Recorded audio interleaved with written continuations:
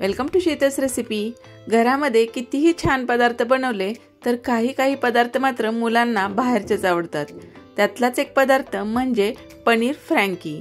चला तर मग आज आपण मुलांना आवडेल अशी अगदी बाहेर मिळते तशीच पनीर फ्रँकी घरच्या घरी अगदी मस्त चटपटीत कशी बनवायची ते पाहूया।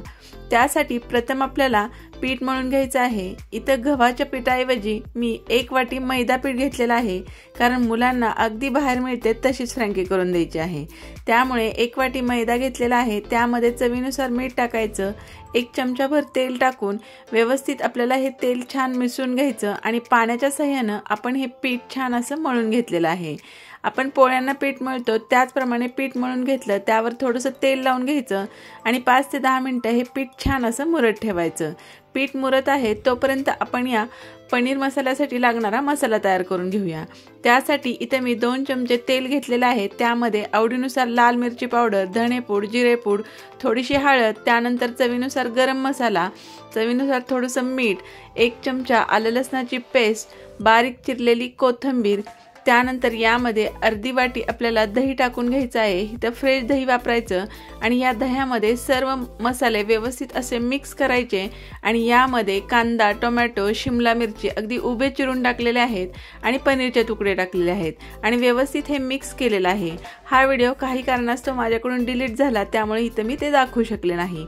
आता हे मिक्स केलेलं मिश्रण आपण एका कढईमध्ये ओतून घ्यायचं। गॅसची फ्लेम हाय करायची आणि हाय फ्लेमवरच आपल्याला हे जे मिश्रण आहे ते कढईमध्ये छान असं 5 ते 7 मिनिटं परतत राहायचं आहे। मिश्रण व्यवस्थित परतून झालं की याचा रंगही चेंज होतो आणि हा जो पनीर मसाला आहे तो अगदी छान लागतो। आता गॅसची फ्लेम बंद केली, हे एका प्लेटमध्ये काढून व्यवस्थित थंड करायचं। आता मळलेल्या पिठाचं एक छोटी गोळी घ्यायची आणि आपल्याला छोट्या अशा पोळ्या लाटून घ्यायच्या आहे। जितक्या तुम्हाला फ्रँकी करायच्या आहेत त्याच्या एकदमच अशा पोळ्या लाटून घ्यायच्या आणि एक करून आपण तव्यावरती अशी छान भाजून घ्यायची। आता तुम्ही म्हणाल की मैदा आपल्या शरीरासाठी हानिकारक असतो, मात्र बाहेर फ्रँकी जी मिळते त्याची जी वरची पोळी असते ती मैद्याचीच असते। कधीतरी मुलांना चेंज म्हणून किंवा मुलांच्या आवडीचा म्हणून विचार करून आपण कधीतरी अशा पद्धतीने त्यांना करून देऊ शकतो। इथं आता मी या पोळीवरती थोडंसं बटर लावलेलं आहे, त्यामुळे छान अशी टेस्ट येते। बटरऐवजी तुम्ही तेल किंवा तूप लावून ही पोळी छान अशी भाजून घेऊ शकता। अशाच पद्धतीने व्यवस्थित अशा मी पोळ्या छान अशा तयार करून घेतलेल्या आहे।